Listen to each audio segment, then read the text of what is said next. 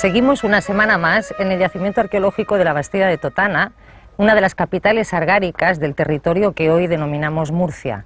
Uno de los rasgos más peculiares y distintivos de esta sociedad es el hecho de que la vida y la muerte compartían espacio. La gente se enterraba en las casas, casas como esta en la que estamos, donde se trabajaba, se dormía, se comía, se reunían las diferentes personas y utilizaban las diferentes infraestructuras, como podían ser estas banquetas que vemos aquí, para empotrar las tumbas. Las tumbas, que ocupaban también el subsuelo, podían ser básicamente de dos tipos: cajas de piedra y también vasijas de cerámica, las mismas vasijas que servían para almacenar el grano o para procesar los alimentos. El tamaño de estos ataúdes estaba en función de la persona que lo iba a ocupar. Si era un niño pequeño o era, por ejemplo, una mujer adulta, ese tamaño iba a variar. Y también variaría, y el lugar estaría determinado, si la tumba había sido pensada solamente para una persona o para dos, cosa que no era nada poco frecuente en esta sociedad. Como podemos ver por los dos cráneos, sabemos que es una tumba doble, con un hombre y una mujer. El hombre, aquí está representado, que lo vemos por el cráneo, por los coxales y los huesos largos. La forma de los coxales es fundamental para determinar el sexo y la edad en las personas adultas. Aquí tiene lo que llamamos la apófisis mastoide muy grande. Como pueden ver, todos estos huesos están desarticulados. ¿Qué es lo que nos está indicando? Que ella, que está articulada, aunque todavía no se ve cómo está, pero sí tenemos, esta zona es la zona del pubis, de la cadera, que está en perfecta articulación. Aquí tenemos el tobillo izquierdo. Sabemos que ella está debajo, está acostada sobre su espalda, que le llamamos decúbito supino, y con las piernas hacia la derecha. Por eso tenemos aquí el tobillo izquierdo sobre la zona del pubis derecha. ¿Y qué sucede? Él había muerto antes que ella, cuando la van a enterrar a ella. ¿Por qué? Porque los huesos están esqueletonizados. Ya pasó el proceso de putrefacción, el proceso de descomposición, que en términos medios dura unos 5 años, y entonces lo que realizaron fue, cuando abren esta tumba, quitan los huesos de él para enterrarla a ella, y después lo colocan encima. Otra de las cosas que se puede observar claramente aquí, que tenemos dos ofrendas. ¿A quién corresponderían? ¿Al hombre o a la mujer?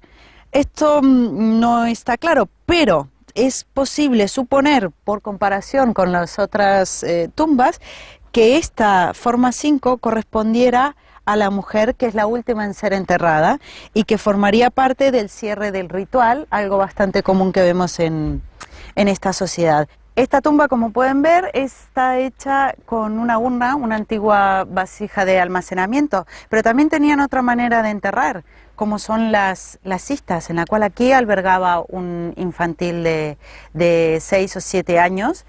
Aquí había un recién nacido. Vemos que hay varias tumbas en esta habitación, pero más interesante es, como ya se han podido ver, cómo aparecen las tumbas en la habitación 54, que estamos esperando que hayan unas 4 o 5. En esta otra casa ya prácticamente ha finalizado la excavación de sus infraestructuras. Apenas nos quedan algún enser, como esta vasija que tenemos aquí. Podéis ver, está de pie, con la boca y parte de la pared que está fragmentada. También tenemos los restos de una plataforma de piedra que servía como superficie de trabajo para la producción de herramientas de hueso, y en el subsuelo, que es todo este estrato que hemos extraído ya, empezamos a encontrar tumbas. Esta está precisamente en el inicio de su excavación, muy diferente de la que hemos visto en la otra vivienda.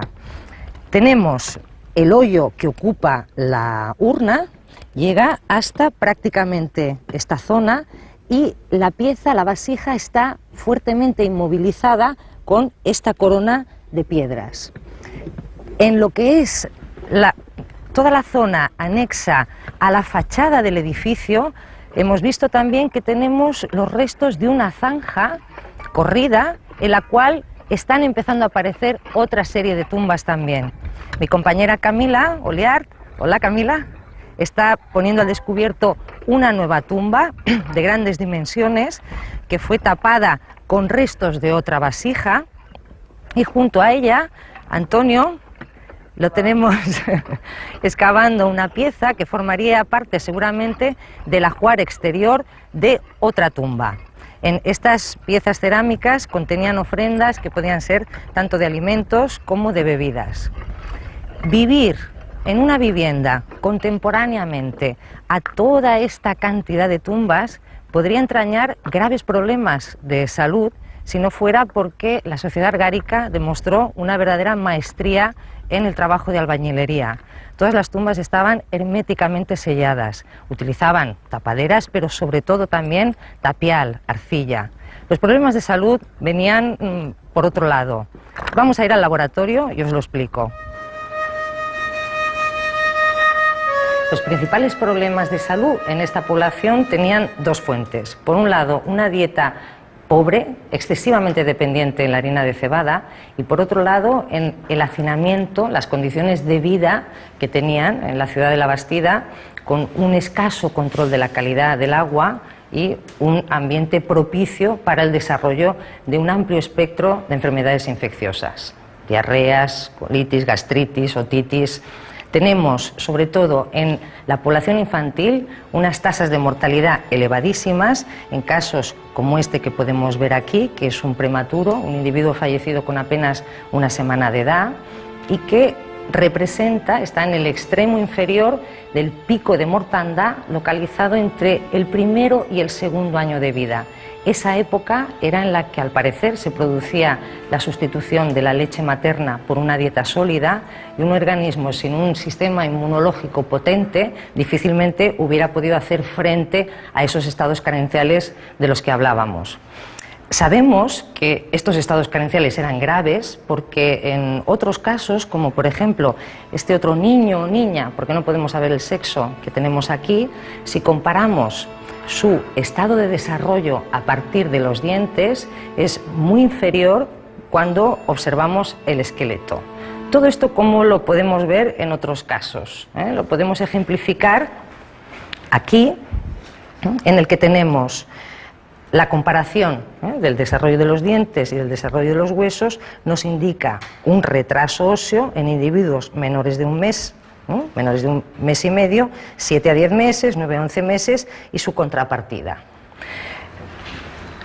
De todos modos, algunos síndromes infecciosos pudieron llegar a ser de carácter epidémico, como por ejemplo algunos casos que tenemos de meningitis tuberculosa. Difícilmente aquí hubiera una buena dieta, hubiera sido una buena vacuna. En este caso hemos podido detectar en este hueso, que es el parietal, la cara interna. Este es el de un individuo sano, y aquí podemos ver una serie de impresiones en forma como de cordoncillos serpenteantes que serían indicadoras de este tipo de lesión, de síndrome. No todas las personas sufrían de las mismas dolencias ni tenían los mismos problemas de salud. Por ejemplo, en las clases altas, en algunos casos, como el representado por la mujer que tenemos en esta tumba, que era una mujer ciudadana, miembro de pleno derecho de la comunidad, como veremos más adelante, esto lo sabemos gracias al ajuar funerario, es notorio el excelente estado de salud dental que muestra, libre de todo tipo de caries, enfermedades periodontales, pérdida de piezas prematuras que caracterizan a otros hombres y mujeres argáricos. ¿Qué aspecto tenía esta población, la población adulta? Uno de los rasgos más característicos, aquí sobre todo en La Bastida, son estas narices aguileñas, caras estrechas, con los pómulos altos y constituciones muy gráciles, tanto en hombres como en mujeres.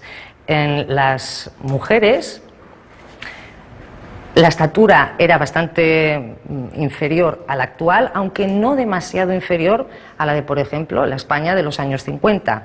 1,55 m de media, 1,50 m, y algunos hombres llegaban incluso a superar el 1,70 m, aunque lo habitual era 1,60 m. Más allá de la estatura, una de las cosas más interesantes que podemos ver con el estudio de los restos humanos aquí en La Bastida, que hablan de su estilo de vida, es el trabajo, las cargas laborales. Y estas están muy bien ejemplificadas a través de las artrosis, que no tienen tanto que ver con la edad avanzada de la persona, sino con el tipo de trabajo que realizaban. La molienda exigía un desgaste extenuante de algunos miembros del cuerpo, y las artrosis en la columna vertebral eran bastante agudas. En este caso, por ejemplo, podemos ver una cervical sana, y aquí tenemos dos cuerpos cervicales totalmente soldados, anquilosados por el efecto de la artrosis.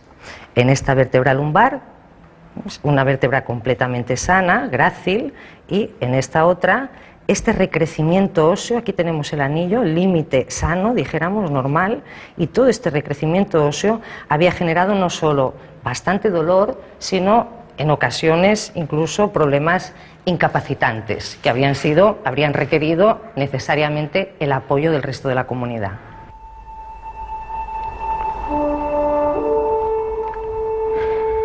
A partir del 1900 antes de nuestra era, se comienzan a enterrar también niños y niñas en urnas o en cistas, o por ejemplo en vasijas como esta, que se han encontrado por ejemplo en esta zona de aquí, en medio de un piso, o en el interior de banquetas, en la esquina de edificios.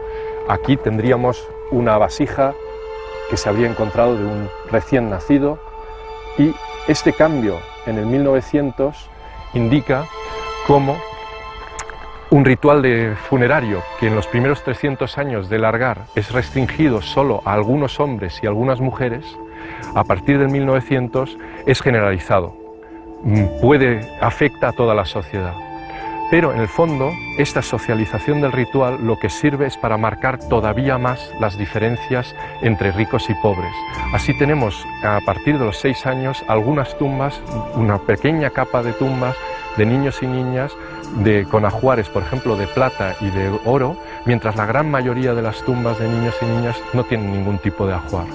Por tanto, un ritual que en el fondo aparece como un elemento democratizador, en el fondo lo que sirve es para afianzar las relaciones de poder y de explotación en esta sociedad.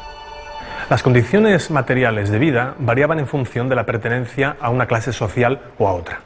Este hecho se refleja en el tipo y en la cantidad de ofrendas que los individuos recibían al morir. En torno a un 10% de la población recibía ofrendas realmente muy valiosas, como por ejemplo espadas, alabardas, diademas o vasijas escasas especialmente valoradas. Esta clase dominante constituía en torno al 10% de la población total. Por debajo existía una clase formada por en torno al 40% de la población que recibía en el momento de la sepultura útiles de cobre o de bronce. Por debajo de esta clase intermedia existía un sector social bastante amplio, de en torno al 30 o 40% de la población, formado por personas en régimen de servidumbre o tal vez de esclavitud. Todos estos ajuares funerarios, esas ofrendas, no se fabricaban especialmente para ser usadas como tales, ¿verdad, Dylan? Pues sí, tenemos varios casos interesantes. Por ejemplo, aquí tenemos un hacha de una tumba, un hacha pequeña, en la que podemos observar en el filo una muesca que es por impacto. Entonces, en el momento que impacta, luego ya no la vuelven a reafilar, la entierran con ese impacto. Entonces es un buen ejemplo.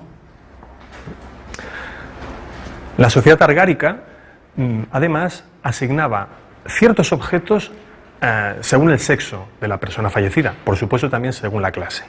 Así, por ejemplo, los hombres pertenecientes a la clase intermedia solían ser enterrados con un hacha y un cuchillo.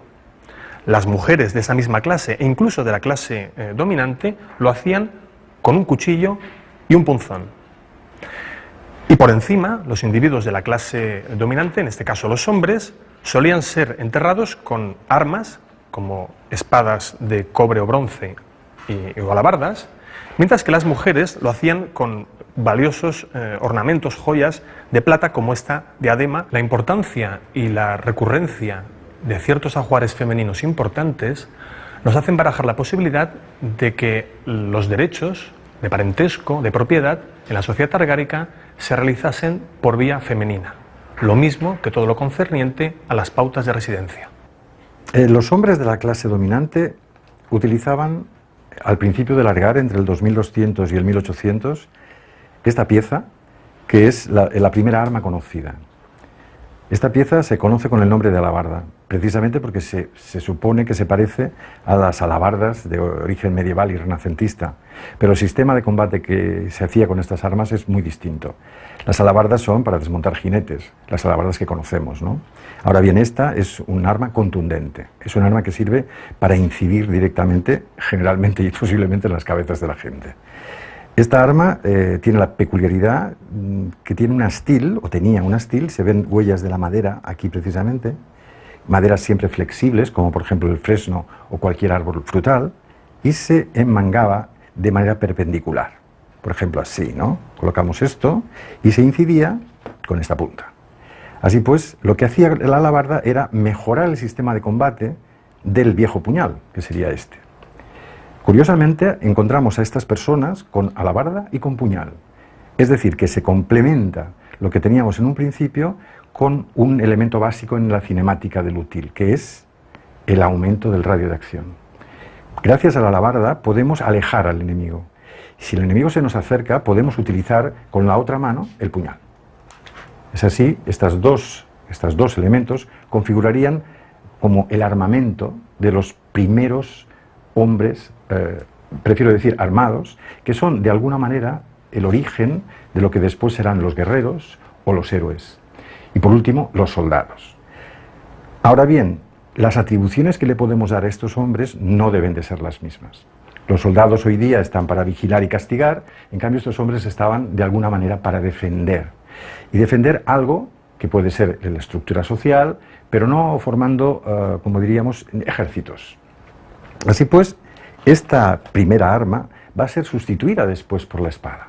Y lo más interesante es que la espada, al duplicar el radio de acción, se convierte en un arma mucho más mortífera. Ya no solamente mata por impacto, lo puede hacer, sino que incide por un lado y cercena por otro. Es decir, que mejora las prestaciones. No creo tampoco que la espada sustituyera a la alabarda, y eso ocurre en Europa hacia el 1750, y en la Bastida y en la Dakar tenemos evidencias de ello. No creo que fuera solamente por una mejora del sistema de combate, sino por una mejora tecnológica. Batir una espada que tiene como unos 65 centímetros de longitud, a partir simplemente de martillear un mineral, implica un desarrollo tecnológico muy importante en relación con estas piezas que son piezas de molde, piezas que surgen del molde y después se baten un poco para afilar, más que para afilar, diría, para embutir y robustecer la nervadura central y procurar con ello una mayor incisión, una mayor penetración. Las experimentaciones que se han hecho con la alabarda han conseguido precisamente incidir con mucha facilidad y ser muy, muy eficaces, sobre todo si se ataca directamente a las cabezas. Lógicamente la experimentación se ha hecho con cabezas de carnero y no con cabezas humanas. ¿Qué podremos decir por último? Por último es que estos hombres armados, eso es importante, son los primeros hombres armados que existen en Europa. Y por lo tanto, la conciencia de que el útil ya es un arma, la producción específica de armamento es este lugar, es el momento y el lugar donde se produce por primera vez.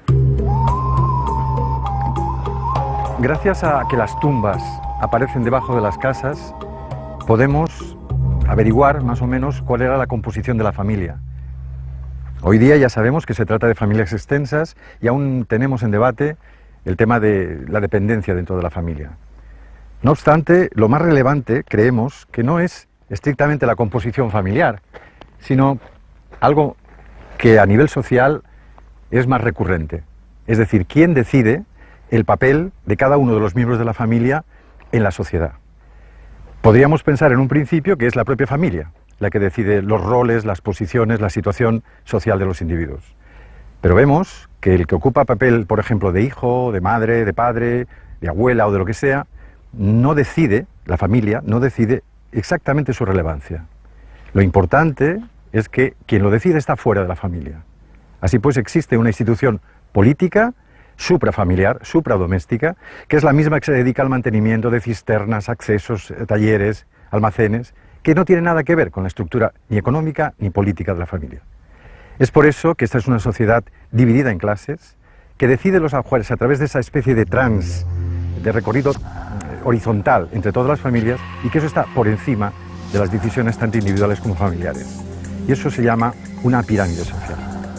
Es por eso que decimos que estamos ante un Estado, el primer Estado prehistórico que conocemos en Europa occidental. Y esta es si no su capital, una de ellas. Bueno, de la lucha de clases y del Estado hablaremos el próximo jueves.